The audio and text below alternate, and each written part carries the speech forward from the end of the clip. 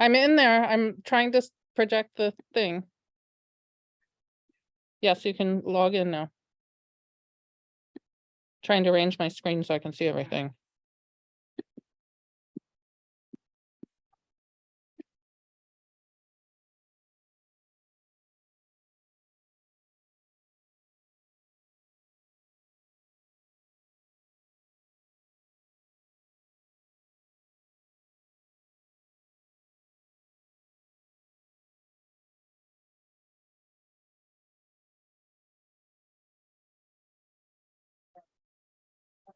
Yes.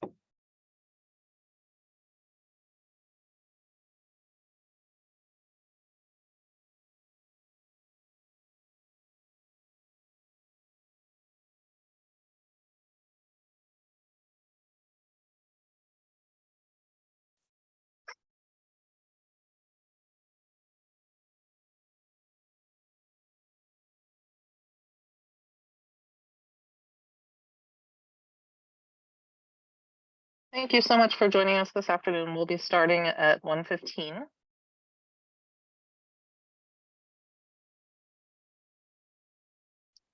So feel free to take care of your needs for a few minutes. We have about 9 minutes until we'll begin our session.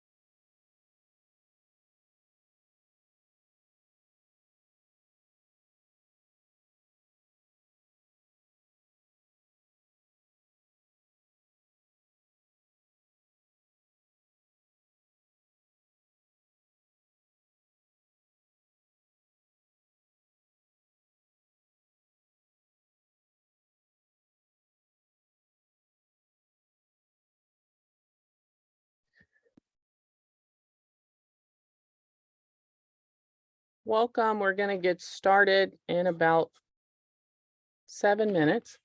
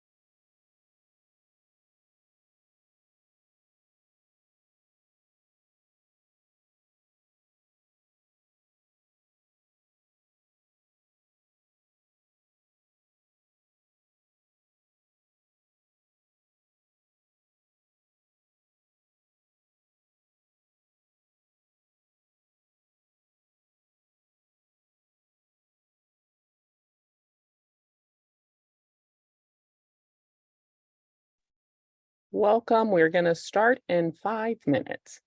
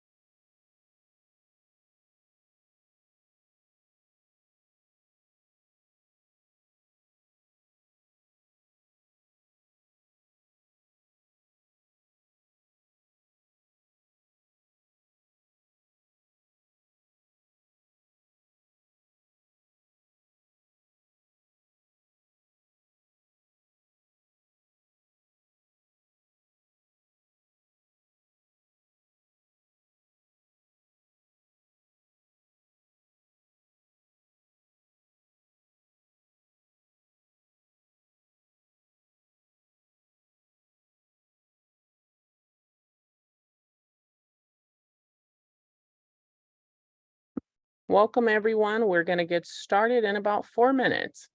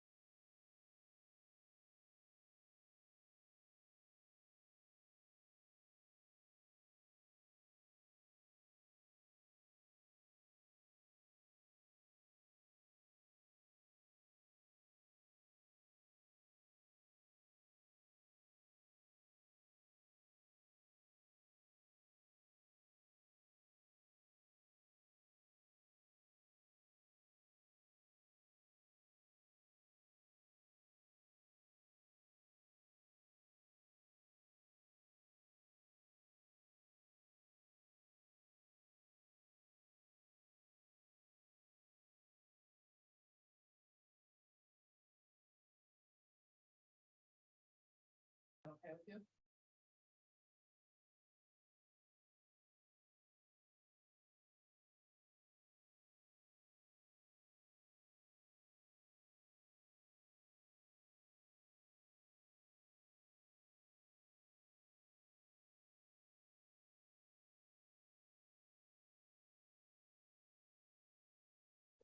Hi there, folks. Evidently, there is.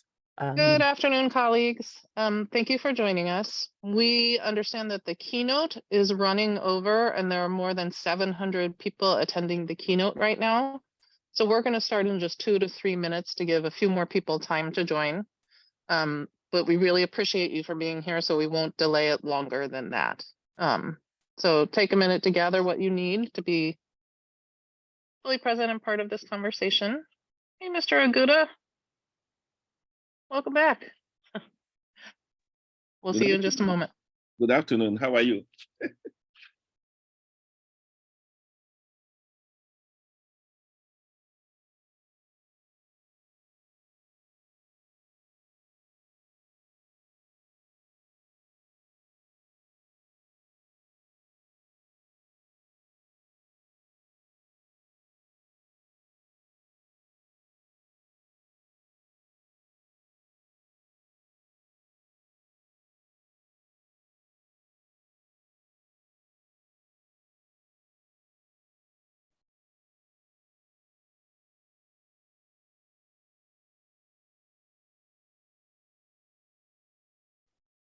Hello there, folks. As you know, the keynote is overrunning a few minutes, so we're going to start in about 1 minute.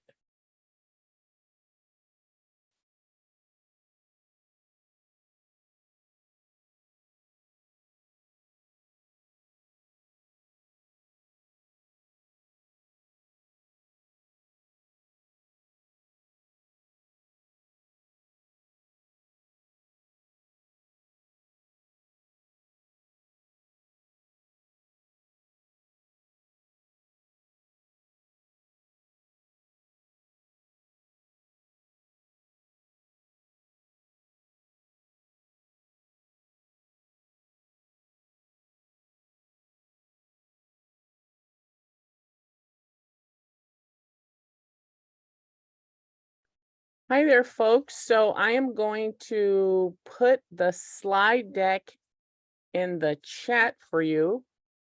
And today you are with the math department for Digital District Day. And I am Kelly Clark, one of the math content specialists here in the math department. And my name is Lizzie Hall Barnes. I work with Kelly in the math department, and I also support computer science in SFUSD. We're so happy that you chose to spend some of your time with us this afternoon. And there's the slide deck.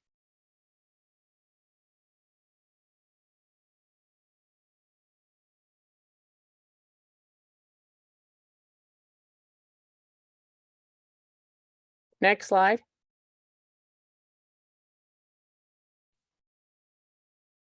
And today you were with meaningfully engaging mathematics with the use of digital math notebooks. And we'll be here until 2:45. Thank you for being here today. And some of our virtual meeting norms are to mute your mic when you're not talking. Remember to turn your mic on when you want to talk, and let's use the chat and reaction features to connect with one another.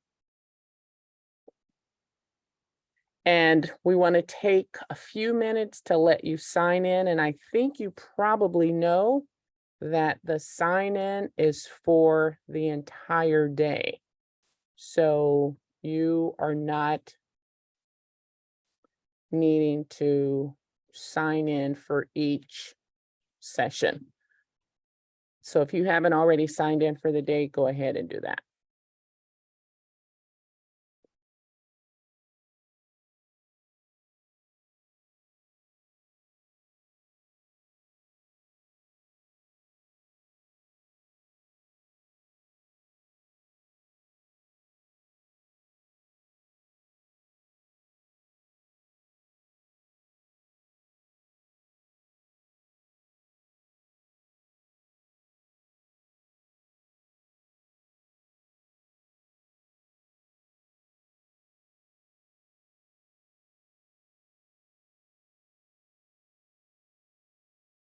And evidently they just ended the keynote, so we're going to hang here for about 2 more minutes to allow folks to join us if there are more folks joining us.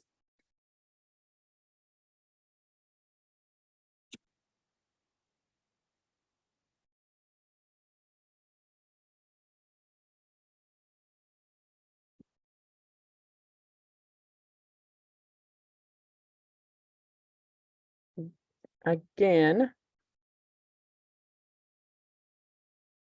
in the chat, you will find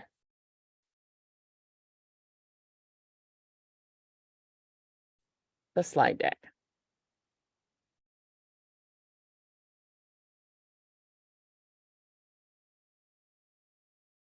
I also want to welcome our colleague Steve Kiesel, who is our third co-host and just joined us. He was supporting the keynote, which just ended. So if you're dropping anything into the chat, Steve will be reading and responding throughout the session. So thank you. Thank you for being here. And the slide decks are sitting there in the chat. And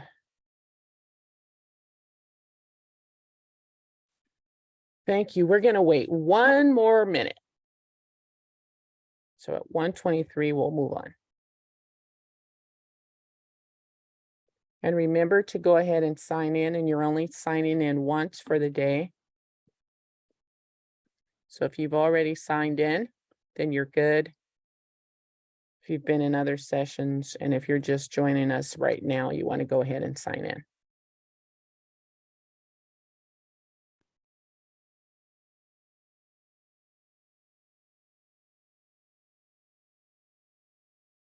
And again, I am Kelly Clark, and I am part of the math department as a content specialist.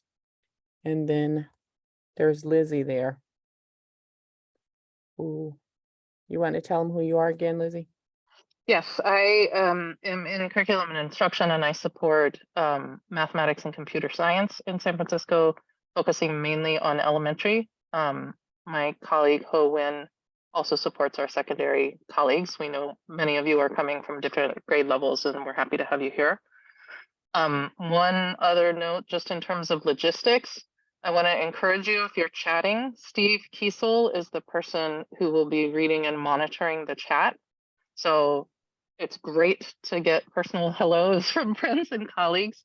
But if you have a question about this session, please either reply to everyone or send your questions directly to Steve.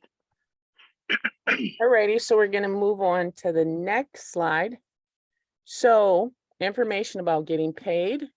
Teachers, pairs, and subs who want to be paid using their PD hours can refer to this document around how to get paid. Make sure you sign in and go to the events page. Be sure to record and submit your total hours on the personal PD template to your supervisor. And if you've used any of your 18 paid PD hours, you must now input those hours into your timesheet through Empower. And if you have more questions about that, Steve is definitely going to be the person to go to. So thank you.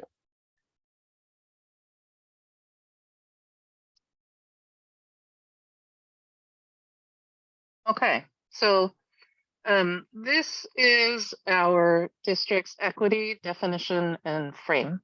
And everything that we do and everything that we strive to do as a district, we're always keeping equity at the center of our work. And I would love to invite any colleague to any one of you to unmute and read this aloud, bring more voices into the space. Equity definition and frame. Equity is the work of eliminating oppression, ending biases, and ensuring equally high outcomes for all participants through the creation of multicultural, multilingual, multi-ethnic, multi-ability, and multiracial practices and conditions, as well as removing the predictability of success or failure that currently correlates with any social or cultural factors. Thank you. Crystal, am I saying your name correctly? Thank you for stepping up. I appreciate it.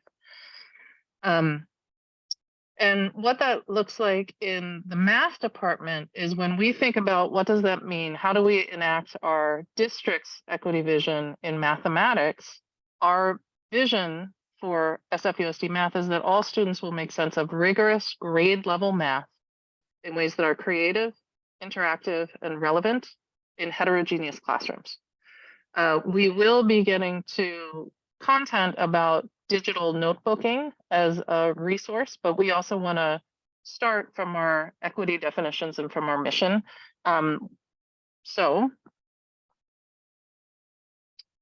These norms are one of the ways that we enact our mission and our vision in the ways in which we meet together as professionals and as adults.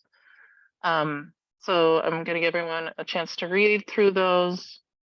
And in the chat, if there's one that you are holding that will support you in this space, feel free to drop that into the chat, and remember to reply to everyone so we can all see that.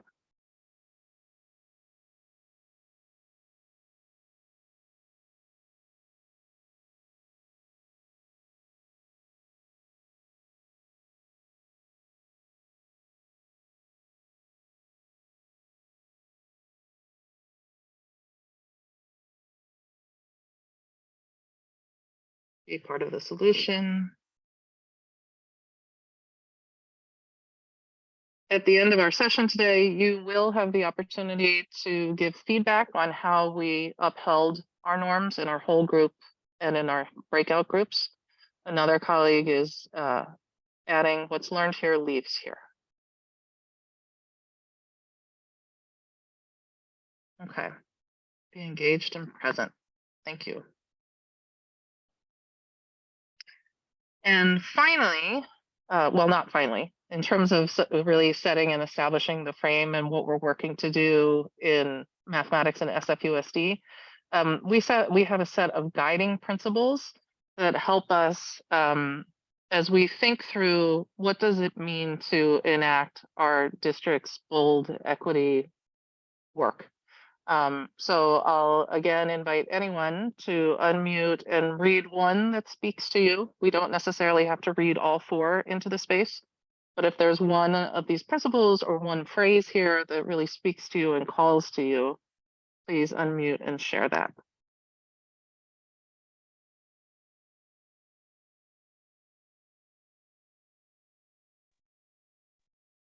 All students are capable of making sense of mathematics in ways that are creative, interactive, and relevant. Thank you, Conrad. All students can and should develop a belief that mathematics is sensible, worthwhile, and doable. And thank you, Lisa. Wonderful. So we've already done some engagement in the chat. We are now going to introduce ourselves in the chat. Please share your name, your gender pronouns, your school site or the department you work in if you aren't a site-based educator, and the grade level or grade levels that you support. So, and remember to reply all so we can all sort of have a shared sense of who's in the room with us. Oh, I'm sorry, Kelly, that was your slide. I apologize.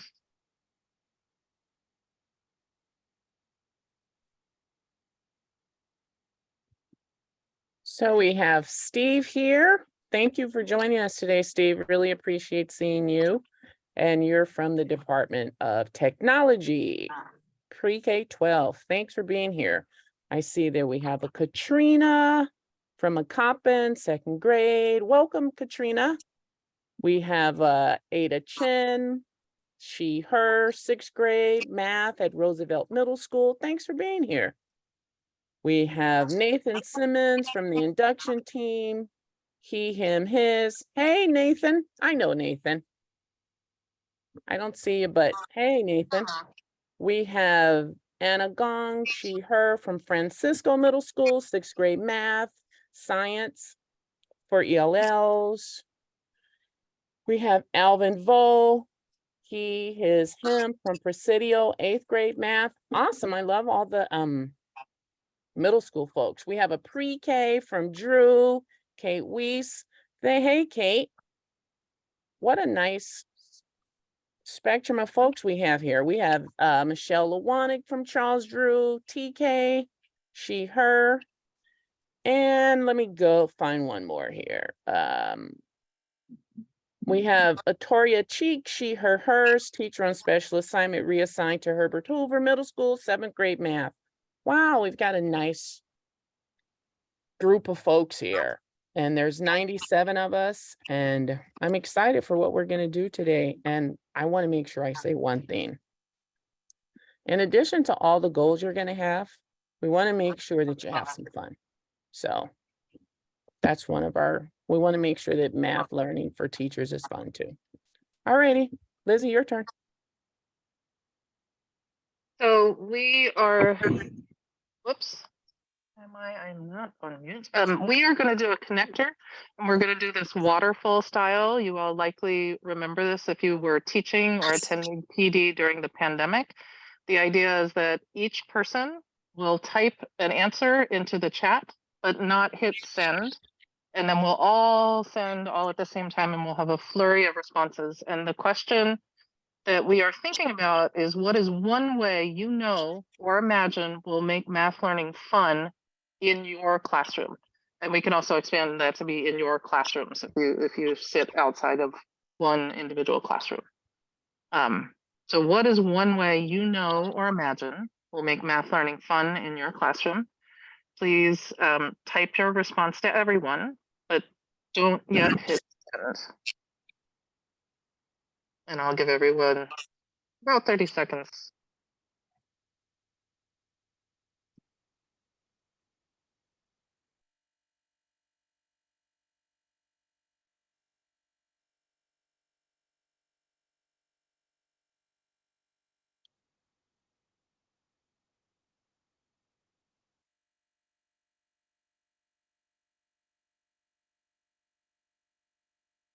Okay, and we are going to hit send in 3, 2, 1.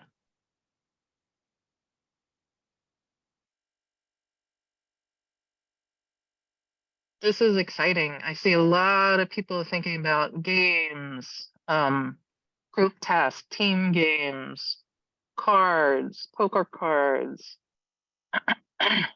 excuse me, manipulating physical objects, group tasks. So I'm inferring from the chat that a lot of us are already coming into the session with the shared belief that all of our students can engage in interactive and relevant mathematics in ways that are fun. That's what I see in the chat. So I appreciate that. Students' interests, beautiful. Thank you, colleagues. So these are our outcomes today. We are together for an hour and a half. We're going to start with a quick overview of the SFUSD math curriculum along with the signature strategies. That's not the main outcome of this session.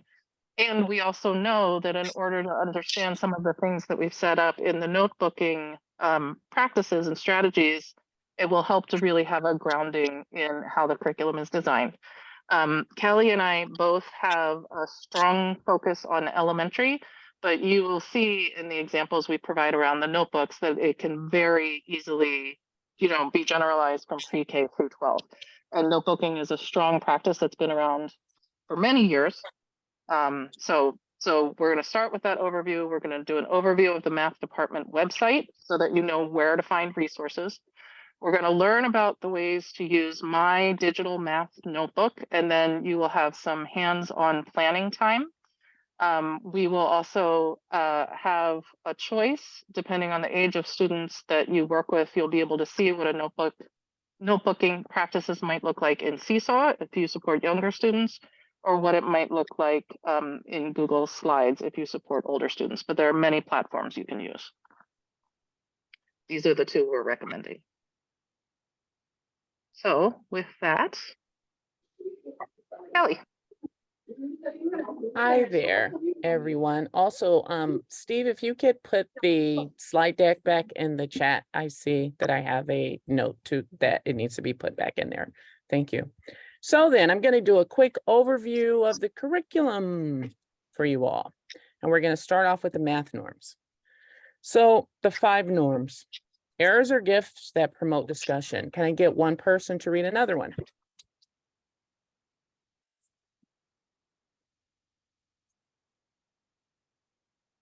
Answers are important, but they are not the math.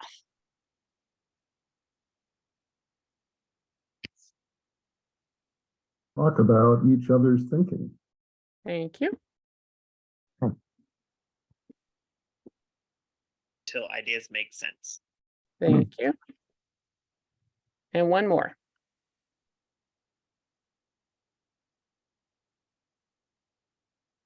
Use multiple strategies and multiple representations. Sorry Thank for you. the dog. Thank you all very much. And just so that you know, we are trying to make sure that we bring multiple voices into the space, so you don't just hear Lizzie and I talking too much or a lot. So just sort of sharing the space that way. And also today's session is going to be a little interactive to keep everybody engaged. And if you see me moving my hand, it's because in our office, if you sit still, the lights go off. And the only way to get them to come back on is to wave your hands, but it's not working. Next slide. So the structure of the math curriculum. If you've been teaching it, you're probably very familiar with this. And if you haven't been teaching it, then this may be new to you. So the unit structure is every unit has the entry task, the apprentice task, the expert task, and then the milestone task. And in between each of those tasks, we have lesson series. So the entry task is essentially asking, what do students already know? What are they bringing into the math topic for that unit? The apprentice task is essentially asking, how are students making sense of the learning that they're having once they're into the unit? The expert tasks are essentially asking students, how are they able to apply the math that they're learning to a new situation? And then the milestone task is essentially culminating the ideas and saying, what did you learn over the course of the unit, and was it as expected through lesson planning and through what the content of the unit is? And Lizzie? And within that unit design, every grade level, we have curriculum pre-K through Algebra 2 compression course that follows this structure. So there are 9 to 12 units in most of the grades and courses. And within every one of those units, the lesson structure follows this pattern. The launch is a hook to bring kids in. It may be a math talk, it may be a game, it may be revisiting something they've learned. It's quick and it brings students in, and it also helps them to know what is expected of them in the lesson. The explore part of the lesson is where students hold the cognitive load. They're often working with their peers, I almost said their colleagues. They're often working with their peers in a collaborative task. And this is where students are should be spending most of the time in the lesson, with multiple representations of their thinking, understanding the thinking of others.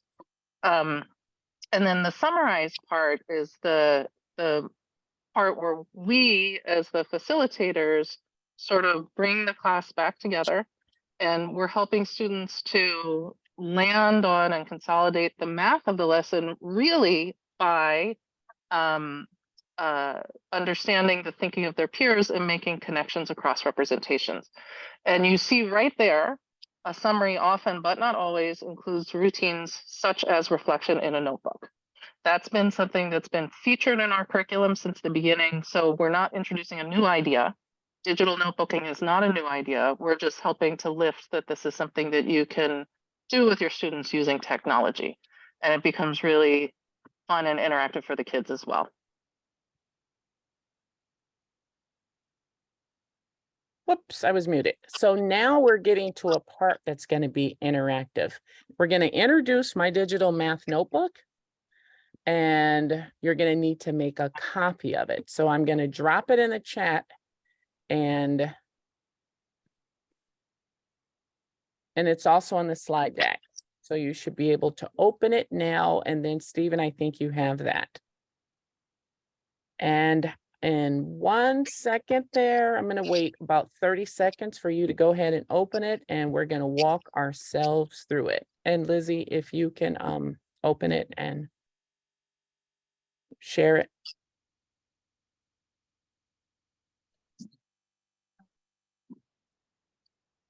I think I'm going to need to stop sharing and then reshare.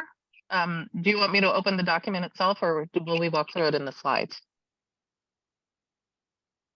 Because if I'm opening something else, I have to stop sharing.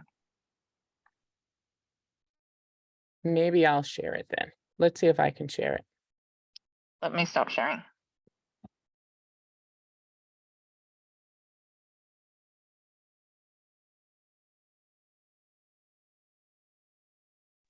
Which ones do we look at? There's 3 there.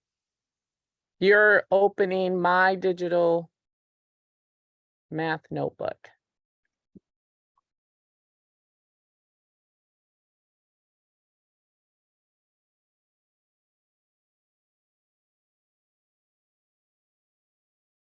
It should prompt you to make a copy of it.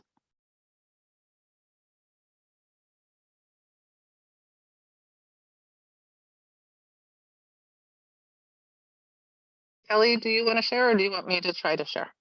I want you to try to share if you can. Okay. Okay, I will come back. I'm making it's forcing me to make a copy as well.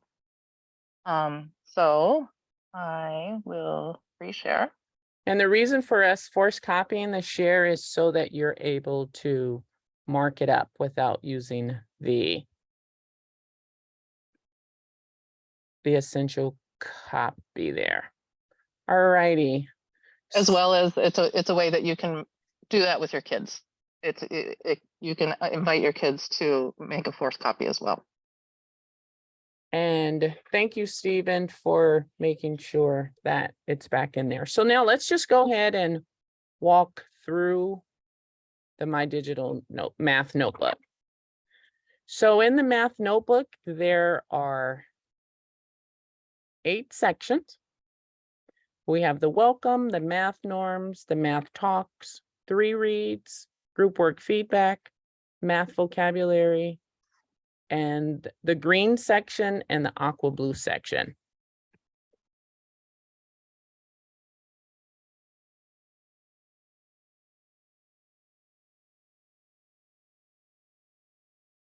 And giving everybody a bit of a chance to see that.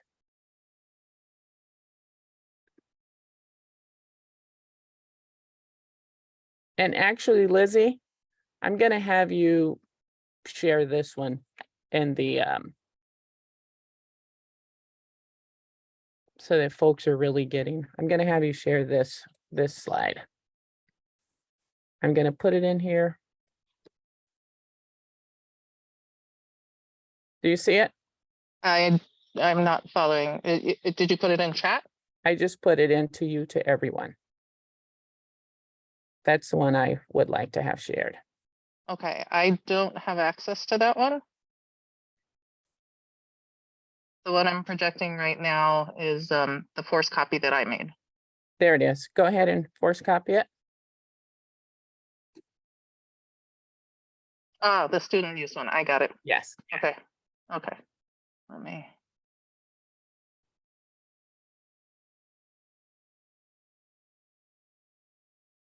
There you go. Perfect, perfect. Thank you. So now, when you're sharing this with students, we want you to realize that this is already made so that you could share it with the students and they can get a sense of how the Math Digital Notebook is used.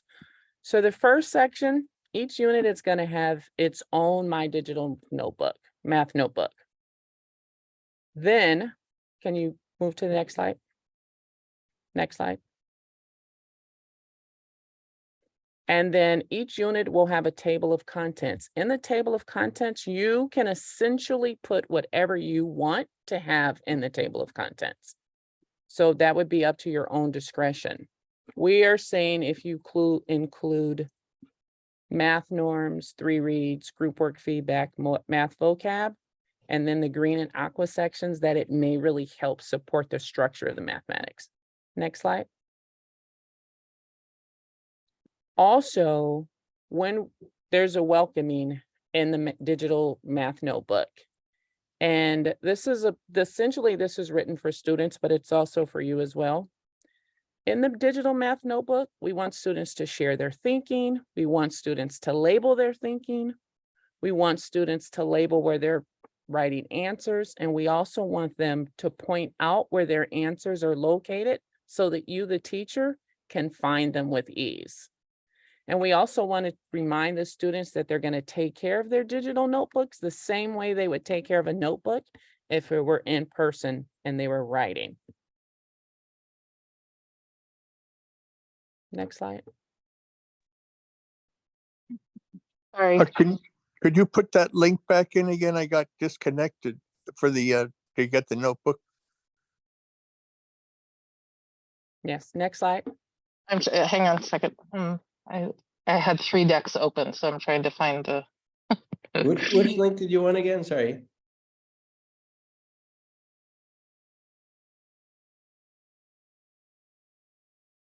There we go. So Okay. we also in the math digital notebooks, we want to make sure that we always are having the math norms there for students. And it's keeping them regulated and you with the consistency around that the norms are something that we use and are learning all the time. Next slide.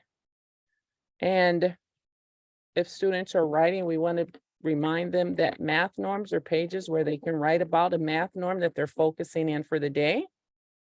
And then maybe they want to share what's helping them to learn and why it's important in reference to that math norm.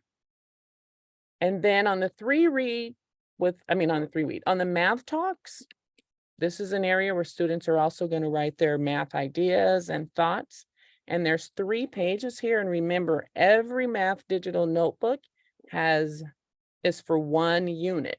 So ideally, they would have many pages of math talks in their digital notebooks.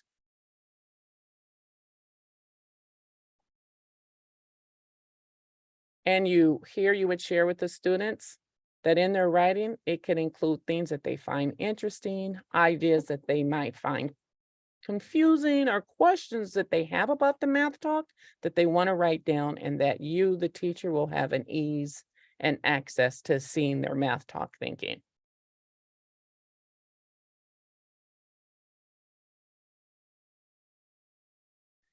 Three reads are pages where students are going to write hopefully interesting questions, ideas, and thoughts. And again, the structure is that there's 3 pages, and that you can also include more pages, but there's always 3 in there, and that students are going to continuously share questions and ideas, or if you have something very particular that you want them to share.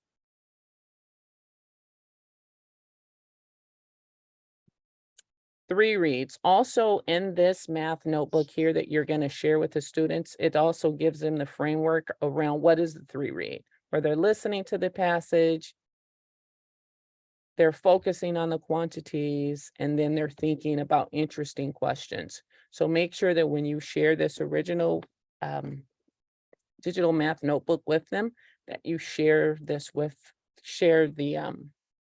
slide that reminds them of what the 3 reads are, so that they it'll help support them with what the 3 reads constitute.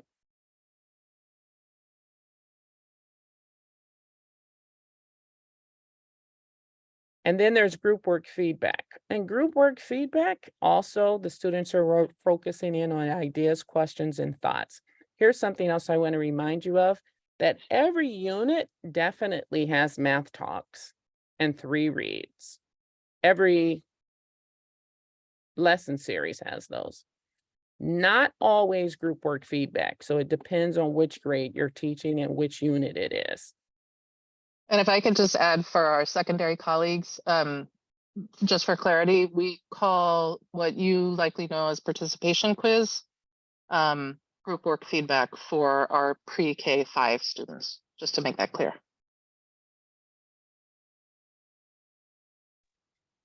And I was wondering, is this Right. something new? It's very good. no, group work feedback is not something new. And also when we come out of this, we're going to go over these 3 major strategies with you all. Next, and then we'll go a little deeper on these 3 strategies. Also in the digital notebook, we are encouraging that there's a section for math vocabulary. And where students are writing down math vocabulary and writing their own definitions around the math vocabulary so that they are accustomed to learning math words, using them in the context of the math.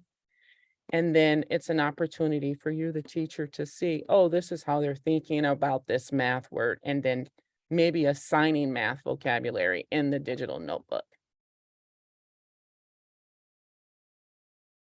And again, there's going to be 3 pages there, and the students are going to write definitions and questions about the math vocabulary.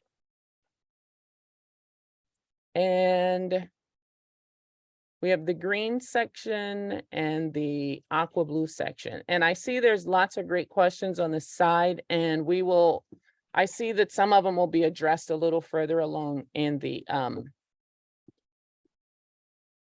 presentation in our session today. And let's give you 1 minute, let's say 1 minute, and then we're going to go back to the main slide deck.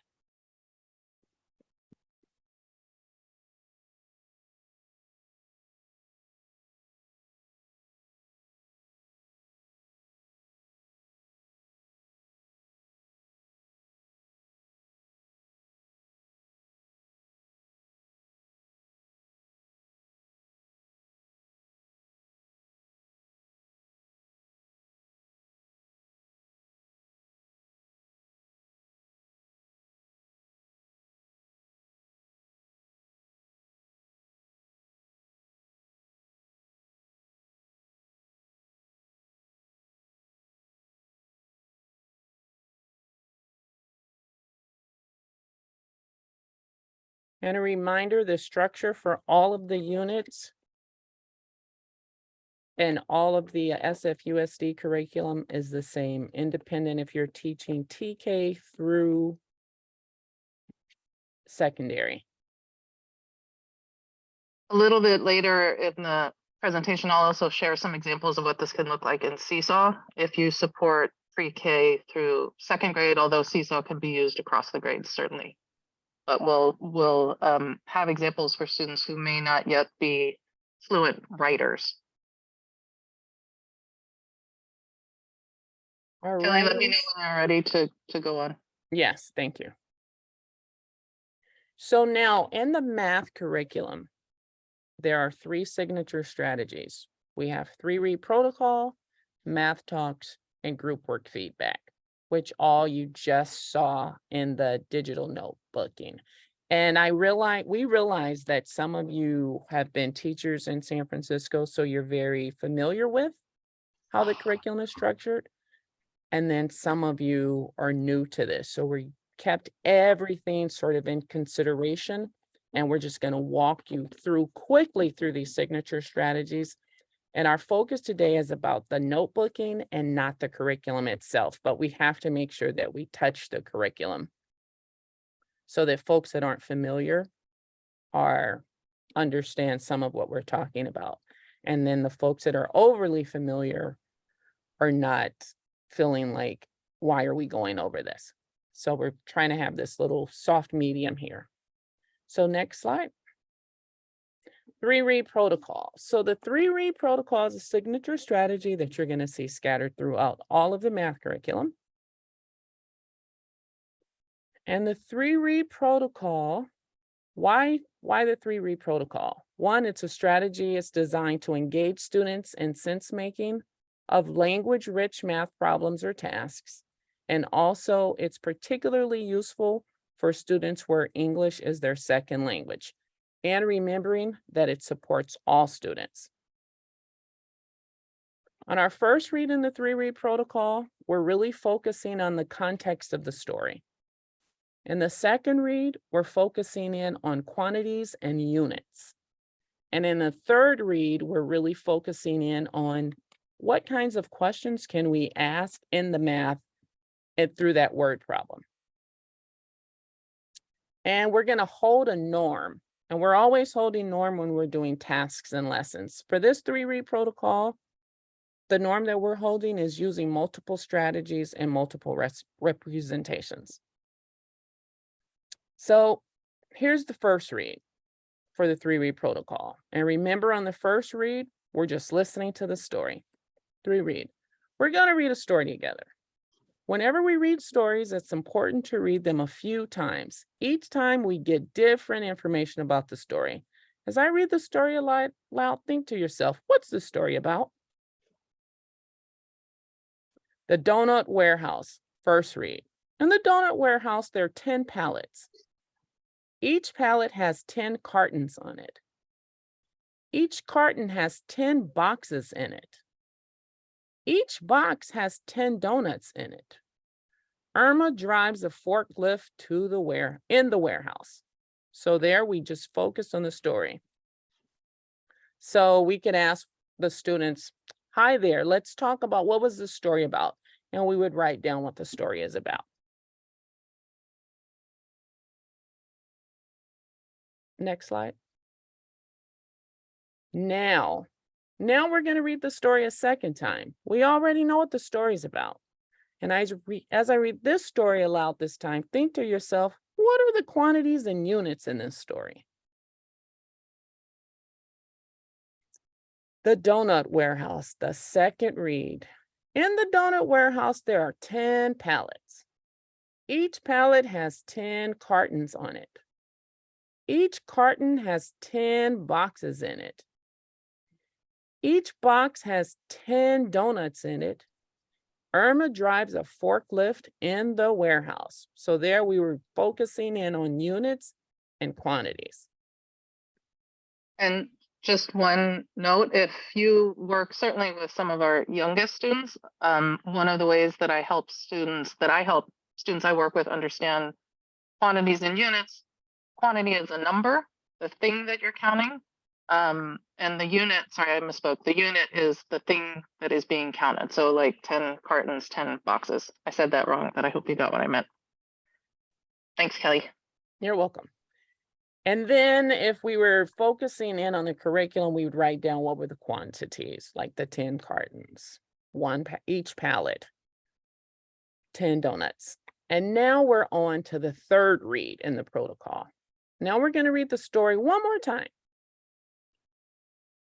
We already know what the story is about, and we know what the quantities are in the story. Now, as I read the story aloud this time, think to yourself, what is missing and what mathematical questions can we ask about the situation? The donut warehouse, read number 3. In the donut warehouse, there are 10 pallets. Each pallet has 10 cartons on it. Each carton has 10 boxes in it. Each box has 10 donuts in it. Irma drives a forklift in the warehouse. What questions can we ask? Next slide.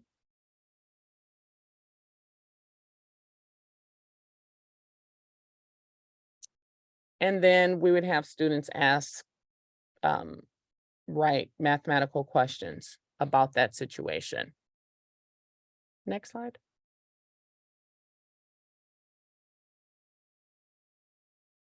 So some questions that students may suggest or include would be how many donuts are in the warehouse, or how many donuts are on blank number of pallets.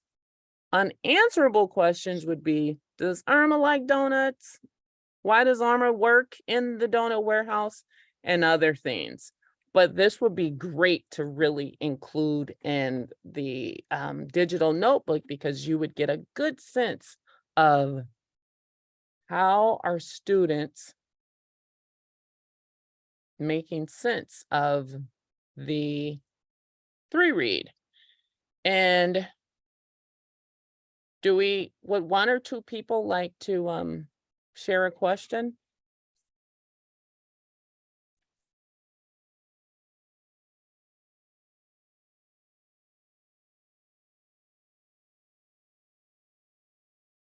No?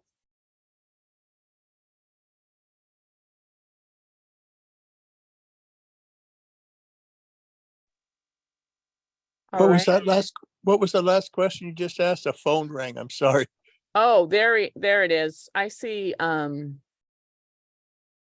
Bridget Corey said, how many donuts are there in 10 pallets? Thank you. So that would be a question. Oh, Bridget Corey. Thank you for the correction. Thank you for that. Anyone else have anything they want to share?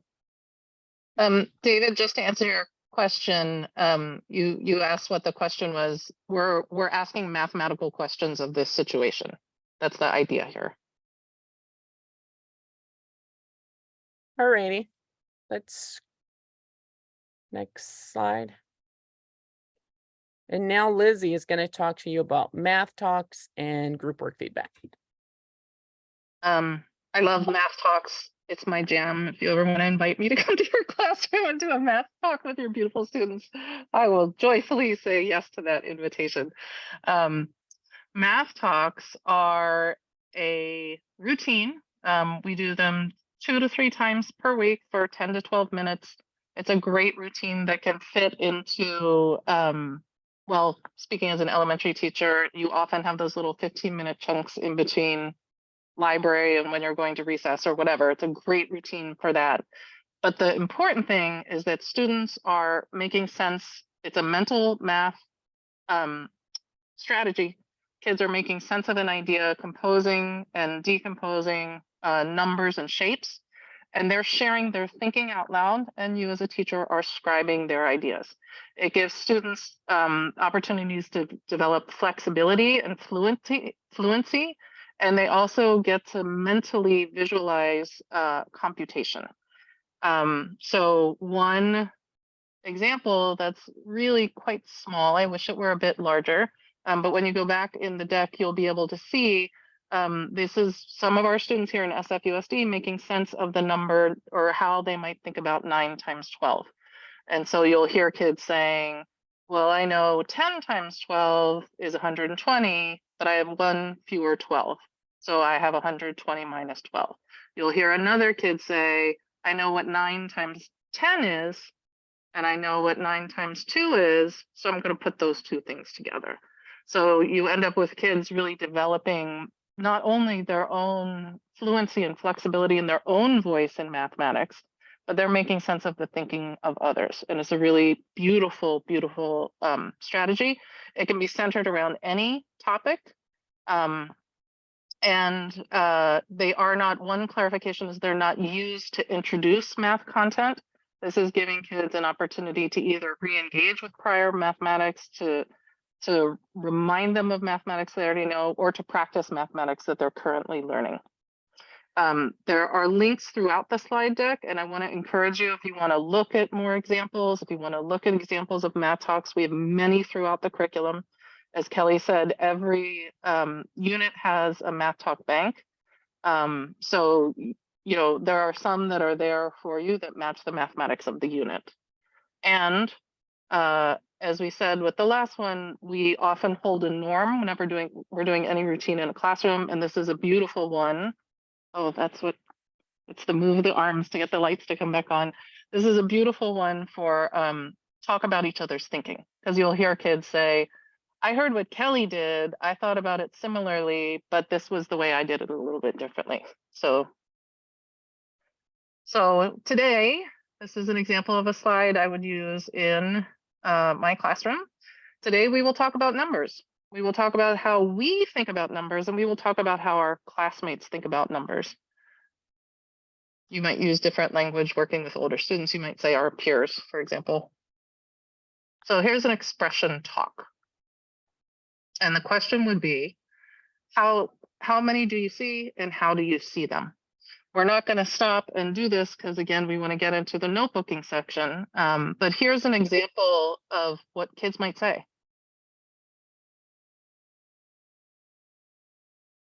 So take a minute and look at what do you see there that kids have done?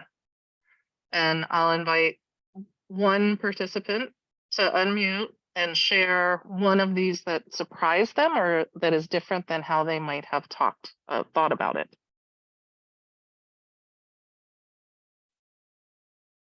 What's one representation that surprises you? Hi, my name is Vo. One somewhat surprising was when the representation for me is the one that's in the middle, because with the subtraction, that's mentally they've sort of filled in the picture, and then they've also taken that next sort of slightly more advanced step of saying, "Oh, I'm going to do a subtraction here to get to what's actually there, as opposed to what they filled in." Thank you, Val.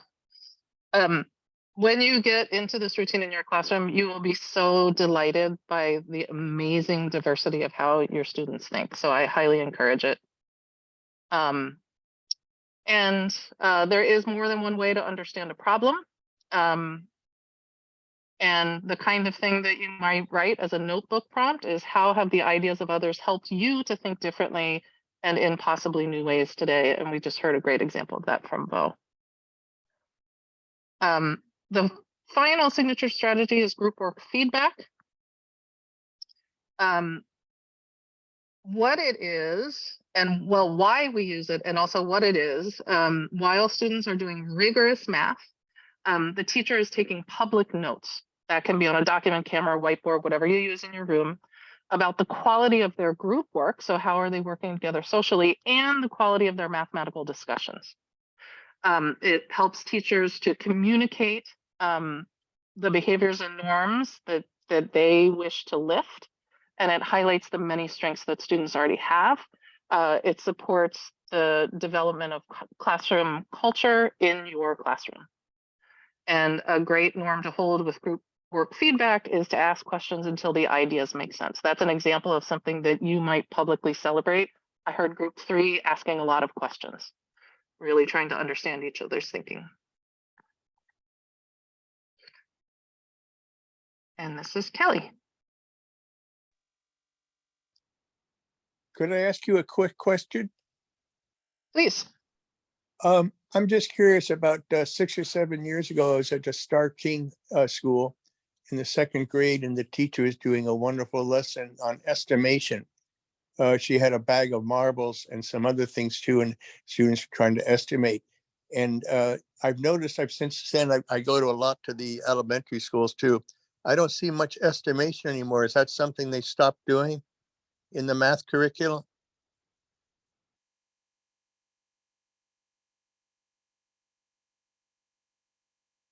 Oh, did you hear what I said? Yes, sorry, I was turning the lights back on. No, estimation is very much a part of the curriculum. So, you know, oftentimes at the different grade levels, we'll invite students to say, for example, if we think about that math talk, what's an estimate that's too high? What's an estimate that's too low? And kids get more and more precise with their thinking. So not only estimating physical objects, certainly with some of our youngest students, but also making estimates about what's viable and possible within a solution. So I'm not sure why you haven't seen that as much. It's definitely part of the curriculum and an important mathematical practice. Thank you. Okay, Kelly. Alrighty, so now, I don't know if you've been on the website lately, but we had the website that was sfusdmath.org. And if you go there, it's going to tell you that that website is sunsetting. And it's supposed to sunset before the start of school, but I think that it's going to last a little bit longer. But on any accord, we have definitely moved the math department website onto SFUSD's platform. So now you're going to go through the district website to get to the math curriculum. So we want to make sure that you're aware of that. And this is one of those norms where what's shared here leaves here, so that you could tell other folks where it is now as well. And while all of the same content is still there and the resources are there, it's organized a little bit differently. So we want to give you a little bit of an opportunity to find the math curriculum. And also, as part of this, we want to make sure that you can find it so that you can use it in the digital notebooking. Next slide. Next slide. So accessing the curriculum on the math landing page, you will be able to click there, and this will take you directly to the math department landing page. And you could see over to the left, it has secondary course sequence, all of the math curriculum, math teaching, toolkits, educator support, family resources. Next slide. Then we have accessing all grade level content on the instructional guides. So, and this part of this is something that's very different that was not part of the old web page. Here with the instructional guides, you can go directly into the grade where you're teaching, and all of the content for math, social studies, English language arts, science, all computer science, PE, all of it is going to be the achievement assessments. Everything's going to be underneath your individual grade. So that's going to be one way that, in a much sort of more efficient way of navigating towards the curriculum for the grade that you're teaching. And for clarification, that's true for pre-K 5, because elementary educators, of course, teach all the content areas. Each of you will have a lot of time to explore these instructional guides at the pre-service day next Monday. Right. So we're showing you where they are, but you'll have a chance to make meeting of them on Monday. And also, if you're teaching a combination grade, you're going to see the instructional guide will have information for the combo grades as well. And then next slide. And then this page is pre-K 5 core curriculum and math. And you will see there, I see Steve is putting all of the links there in the chat. Thank you, Steve.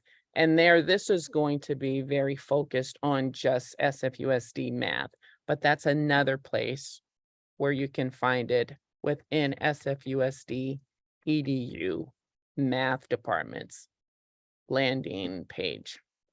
And then next slide. Also, we really want to highlight this area, the multi-glossary for mathematics. So if you use this as a resource, it's really going to be useful in the digital math notebooks, because while it's not as clear here, you could see that there's a glossary for various languages. I believe we have close to about 500 math words there for students. And next slide. So we're going to give you a moment to explore, and we want to give you we were going to do it for longer, but we started a little late, but we want to invite you to do a quick scavenger hunt. So if you can go to the next slide. So we want you to go in and you're going to do a My Digital Math Notebook scavenger hunt. If you've done scavenger hunts with us before, this one is a little different because this is very much focused on the scavenger hunt. And you will not see these questions in previous scavenger hunts that you've done with us. And we also have an answer guide for you that I will put into the chat. And if you will work on this for, let's say, we're going to come back here at it's 2:14. So we're going to come back here exactly at 2:21. So you have 6 minutes to work on the scavenger hunt. And it is in the Kelly chat. or Lizzie, it looks like you'll need to open up access to that. I'll put the link in the chat, but I think it says we need access. Oh, it should be there.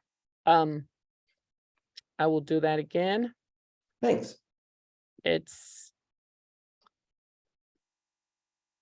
So there's two links also. The one on the top is the scavenger hunt itself, and the one on the bottom is the answer guide. And I think that what you put in was the answer guide. I believe so. I think it said I need access to both, but I'll put in the regular actual scavenger hunt in just a second. Okay, we'll take care of that. And this is also a great time to turn off your camera if you need to. Sorry, Kelly. No worries. All of it should be accessible. And here's the answer guide there. Alrighty. See you back at 2:21. And the answer guide is there for you.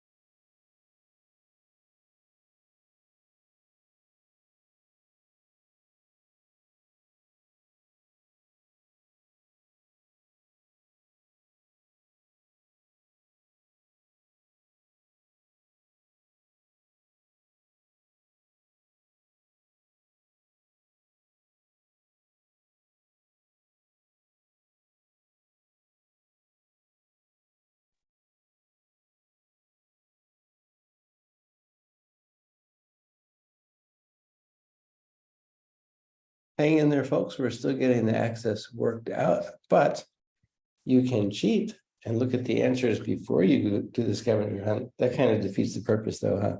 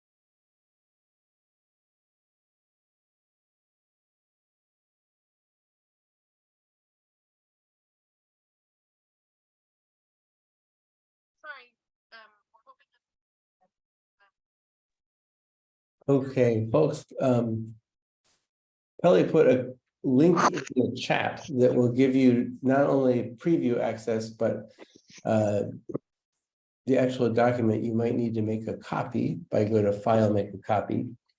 But once you do that, you will be able to move things around.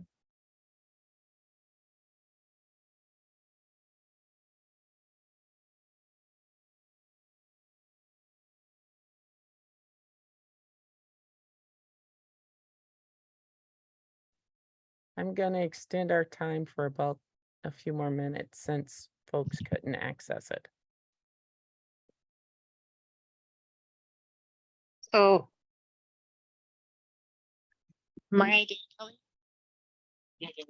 My idea is that we not do breakout rooms and that I just show this as an example, because aren't we supposed to be done? That's not right. Oh, aren't we supposed to be done at 2:45? Yeah. 25 minutes. Breakout rooms might be nicer though. Breakout rooms will be nicer, so. have to do our example really quickly. The examples of Seesaw are fast. Each one is only like 30 seconds.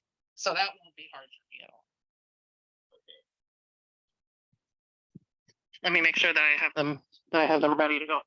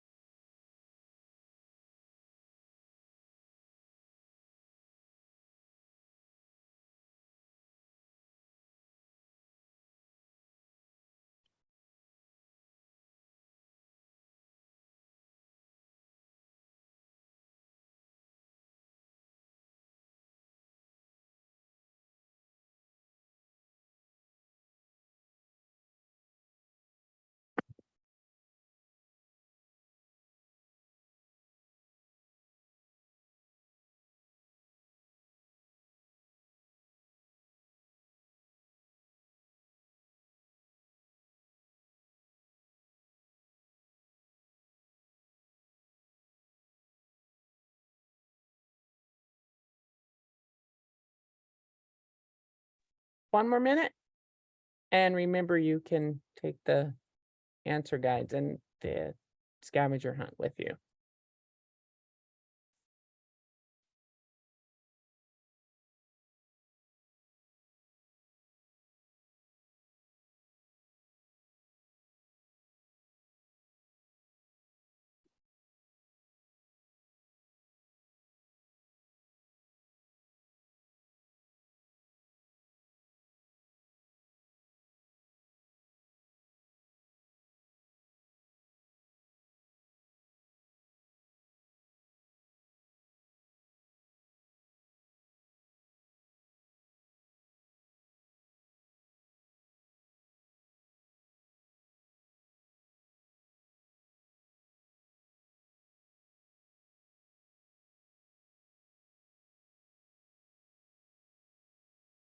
Alrighty, we want to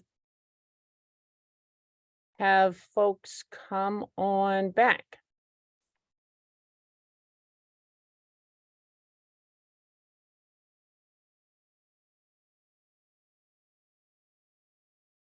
Alrighty, Lizzie, next slide, and you're on. Okay. Am I on mute? No, I'm not. Why, how, and when to use digital notebooks? As I said earlier, we've had notebooking as a routine in our curriculum, and this is expanding something we already do into the tech-enabled space, encouraging technology integration across the content areas. So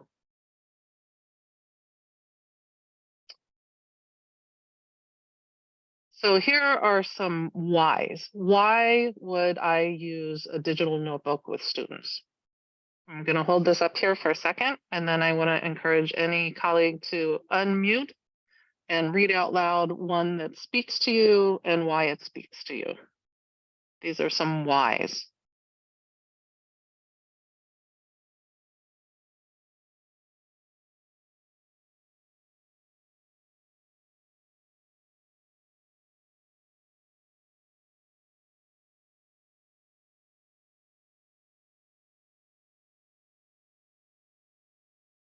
Supports student engagement beyond answer getting, and helps them to reflect on and think about their learning and understanding the math ideas. I like that one. Engagement beyond answer.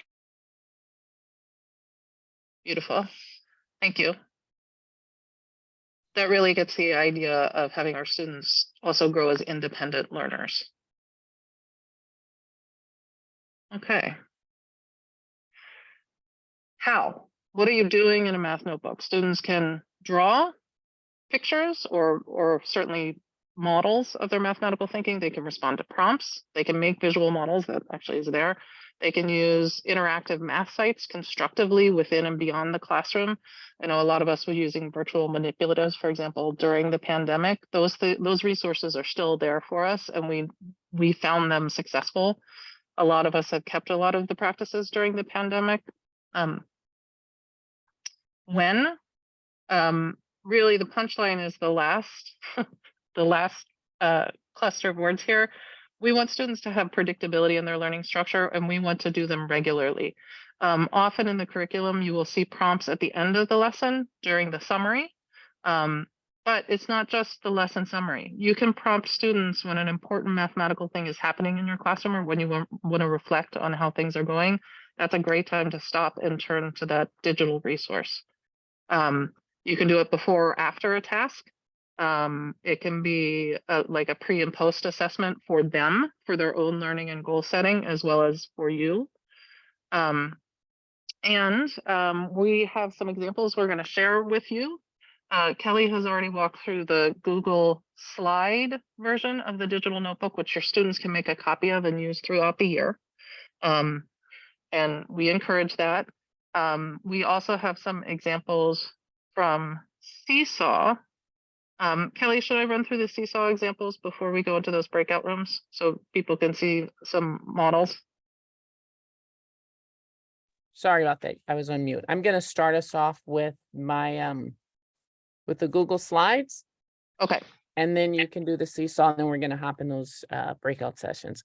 And I Okay. also want to make sure that I addressed earlier, someone asked, why would we use digital references and not just use regular math notebooks? And in the why there are a few reasons. And one is to organize. And also a bigger idea here is really supporting teachers and students with having access to feedback and sharing it with a broader group of folks. So if you look at the whys there, you will have an opportunity to see why we are really supporting the use of digital math notebooks. So then, now I am going to share my digital math notebook with you. And in the sharing of my digital math notebook, I'm going to put it in the chat. And Lizzie, can you project it, my sample for me? Can you open it for me? And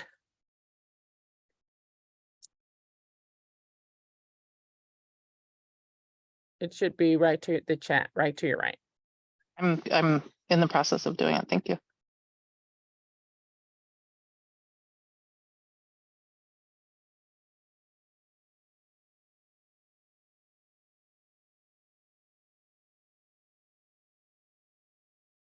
So my digital, can you go to unit to the slide 1?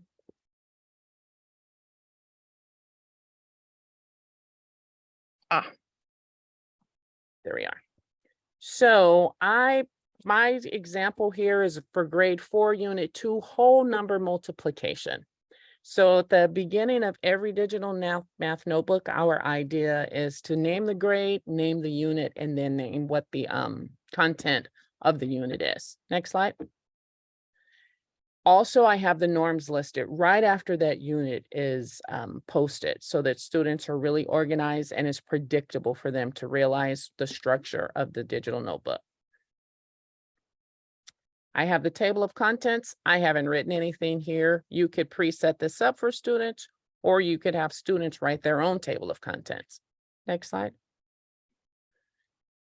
Next slide. So I wanted the students to really, from the math talk, I wanted them to really, what the math norms, I really wanted them to focus in on one of the math norms and write to me as a teacher. So what is something they could focus in on? Errors or gifts that promote discussion. And then ideally the students would say, hey, errors or gifts sometime, because sometimes when I listen to a lot of other people talking or sharing their ideas and I don't understand, my understanding grows by their errors. And then I'm like, oh, that makes sense. And oh, I see why that didn't work. And sometimes when I hear wrong answers or errors, I can think more about why an answer is wrong. So that sort of qualitative feedback really helps me as the teacher. And also students have an opportunity to go back and write about it beyond the classroom.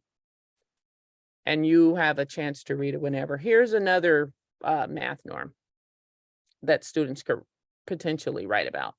Next slide. Next slide.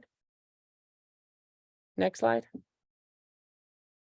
So one of the math talks in unit 2, lesson series 2, day 2, it was a math number string, and it has 12 multiplied by 5, 12 multiplied by 15, and 120 multiplied by 50.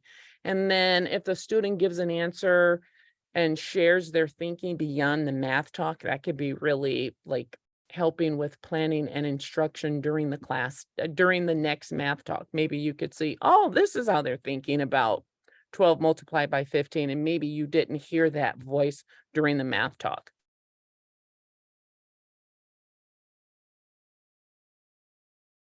And now we're on 3 read. And 3 read, I did not put an example in the math notebook because I didn't see one in 4.2 that I wanted to put in there. Next slide. But I am giving examples in the math notebook so students know, hey, we could do the 3 read in the math notebook. We could do group work feedback in this math digital notebook. Next slide. Next slide. Next slide. Math vocab. Here's some, next slide.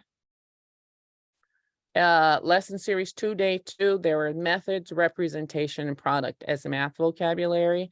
And here I would really want students to like give me their idea around what a word means versus necessarily what a dictionary would tell them. So how a person does something, how to make an idea make sense. And then when you multiply 2 numbers together. And maybe if I knew that the students really wouldn't understand the vocab, I would preload that for them and then have them like give me examples of it. But having that section of the digital notebook readily available to students at all times. Next.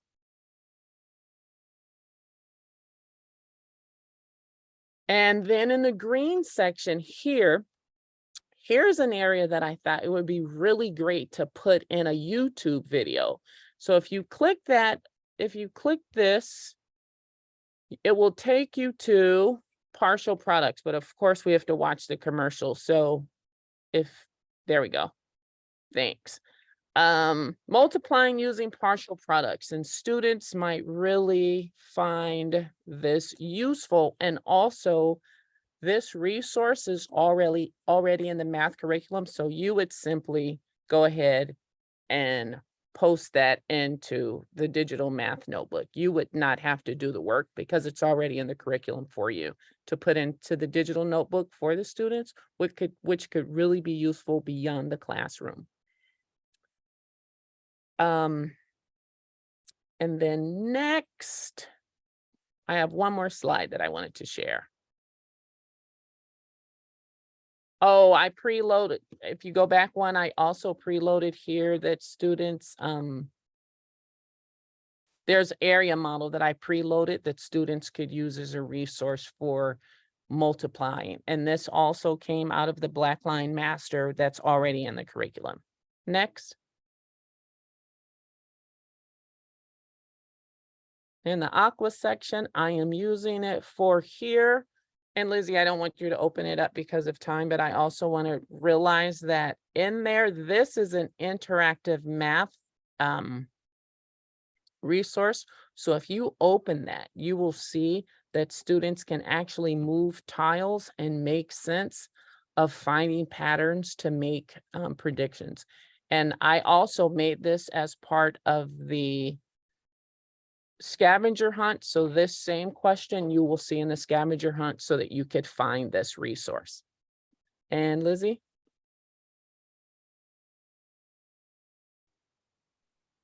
I'm gonna come back to the main deck. And just for transparency, if it seems confusing, it's because the we're moving in and out of the notebook that you would actually use with students.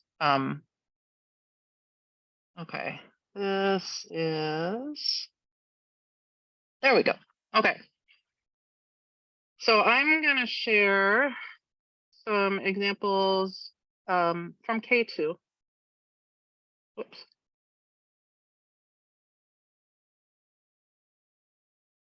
So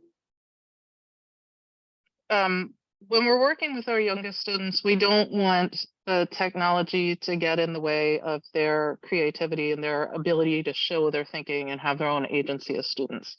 They are developing their reading and writing skills, and they're also mathematicians. So we don't want to have this idea that you can't show your thinking until you've learned how to type. That's not helpful.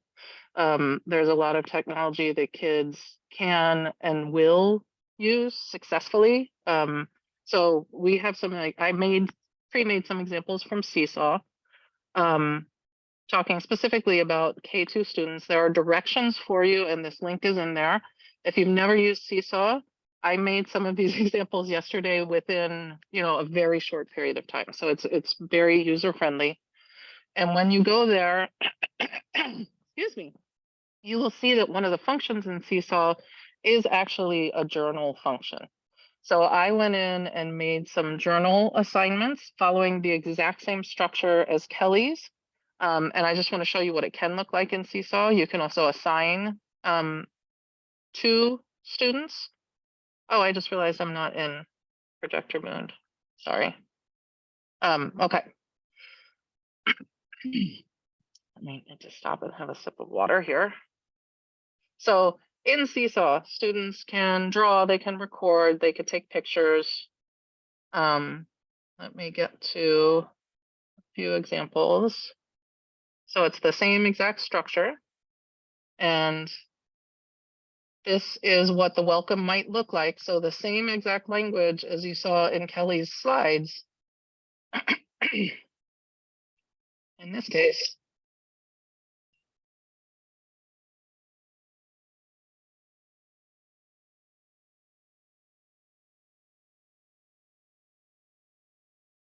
Okay, so I'm not going to make you, excuse me, I'm not going to make you listen to me read all of these.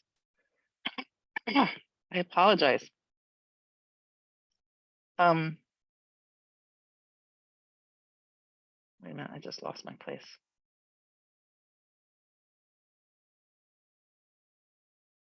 There we go.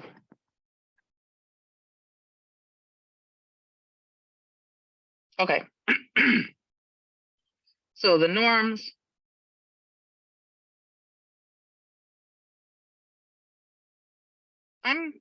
What do you all see on your screen? It seems like it's not advancing for me. Lizzie, do you need some support here? You're on. I may because it's not advancing. I'm gonna stop sharing and share again. I apologize. Share screen.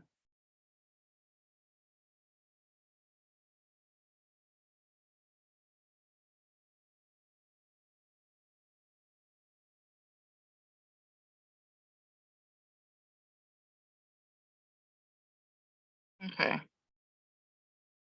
What are you all seeing? You're seeing my presenter view. Okay.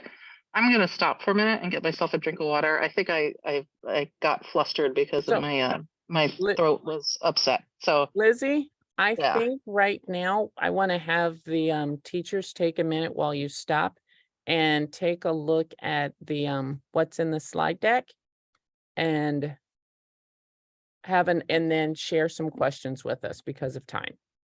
Okay, that sounds great. And also, I'll just put in a quick plug. Seesaw is so good for people making videos, etc., and being able to just talk and explain their thoughts instead of getting stuck on typing them. If you do want your students to be typing, or if you want to have them working directly in Google Slides, come to the Everyday Accessibility session at I'm sorry, get the most out of a Chromebook at 3:20 today, and you'll learn about some Chromebook features that let kids do voice typing and some Google features that let people do that. Otherwise, Seesaw is a great way to go. Thanks. Thank you. Thank you for that, Steve. And let's give folks a few more minutes to look at both the Google Slides that I shared and then what's in there for Lizzie. And then we're going to come back in about 2 minutes because we have to wrap up. Do your slides have the first two, when you were showing your reader's notebook? I was trying to take a picture of the pages and I couldn't get the first two. You Is should it in have this- you should have access in the slide deck. Everything that I shared, everything that we've shared the entire time is in the slide deck. Oh, thank you. I just added the K2 examples there as well in the chat.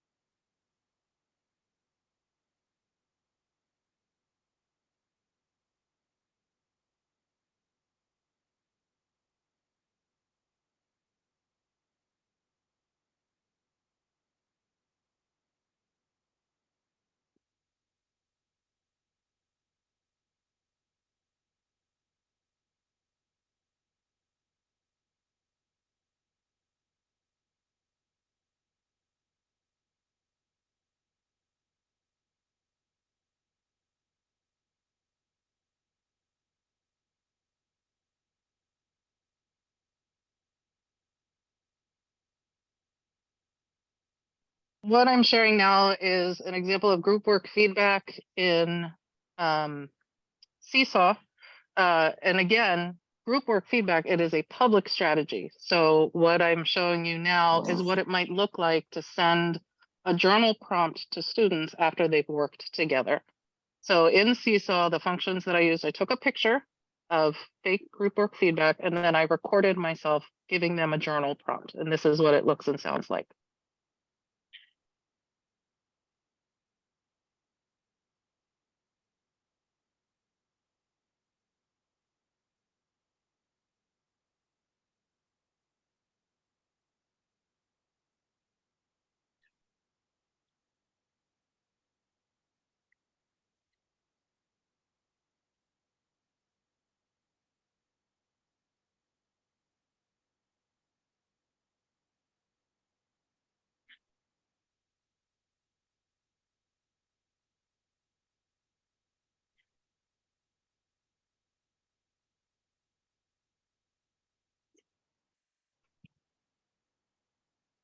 So again, my purpose for showing that is that all of the same functionality that exists in, as Steve was saying, in Google Slides, it is completely doable in Seesaw.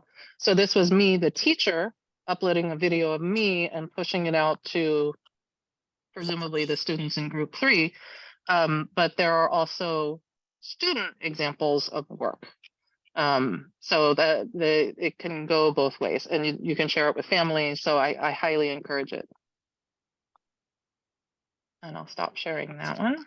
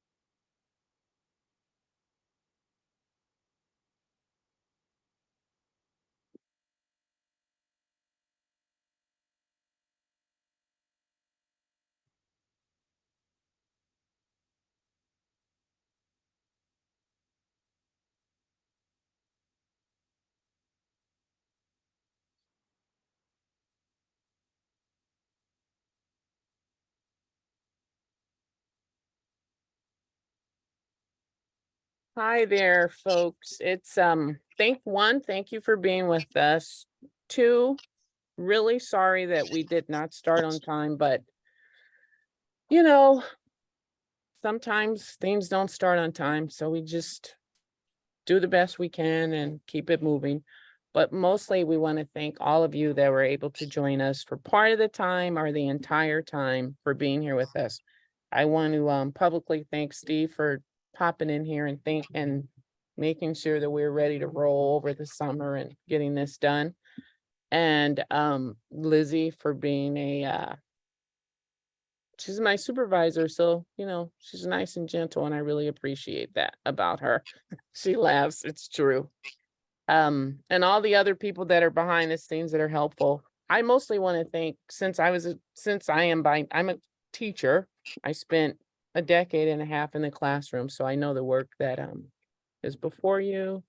And I really appreciate all of you, and I'm going to wish all of you a wonderful school year and hope that you reach out to us for any and all support that you need, independent if we have a setup of 1,000 of us or a setup of 3 of us. Well, we do our best to get back to you and support you. You can expect the math materials to come to your school starting this week and the beginning of next week, which are going to be hard copies. And we are always ready to help you in any way that we can in the math department.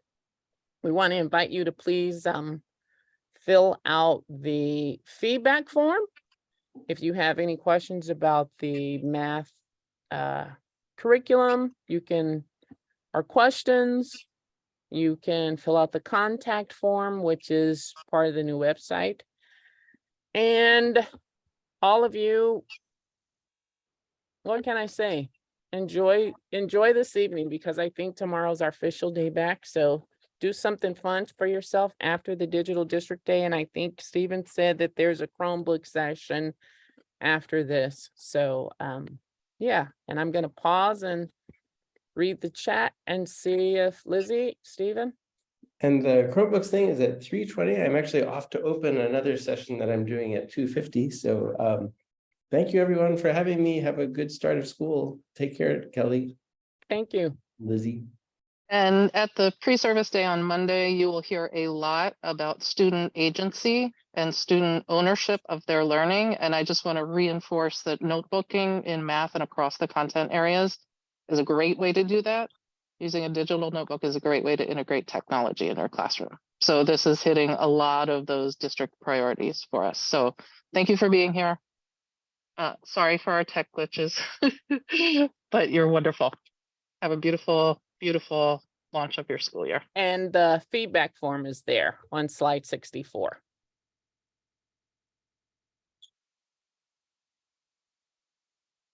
And we'll stay here a second because I have to read the chat.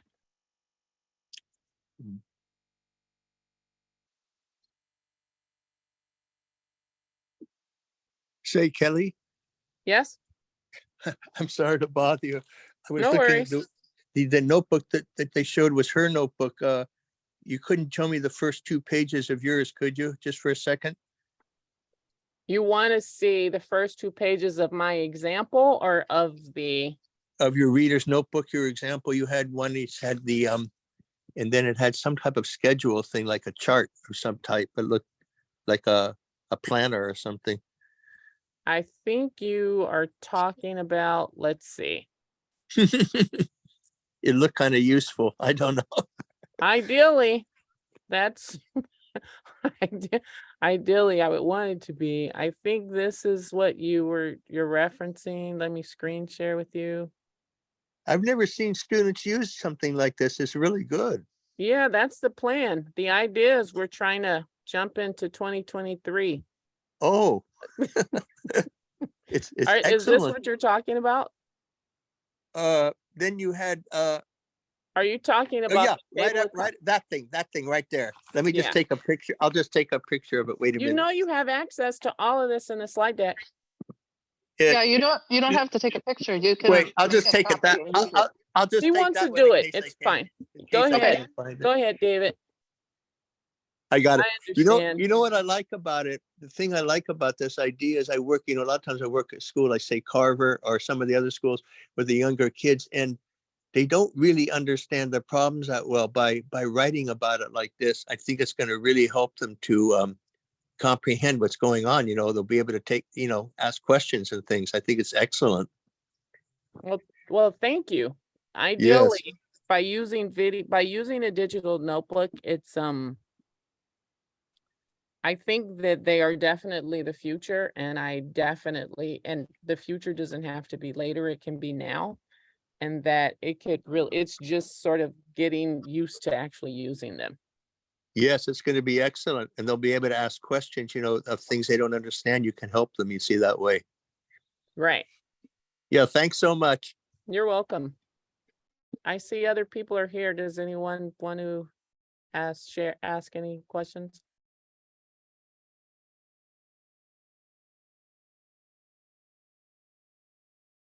Okay. Somebody asked for the feedback in the chat, so I don't know if you're still here, Crystal. We will put it in the chat. And Crystal, you said you're at Academy? I'm She may putting have it in left. there I now. think most folks have left. We have a smaller group, and the next session is starting. So There's the feedback form. thank you so much, everybody. Don't stop the session yet, Lizzie.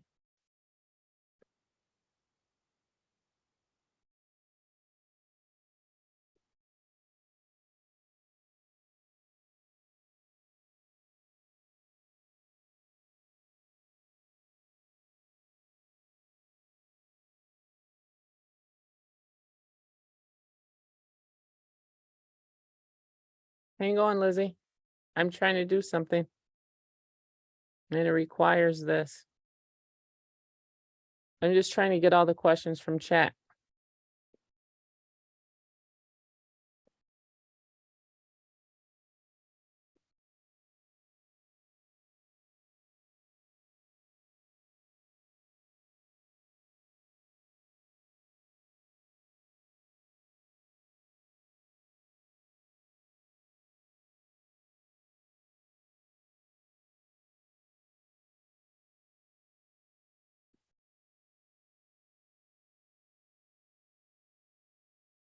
Hmm.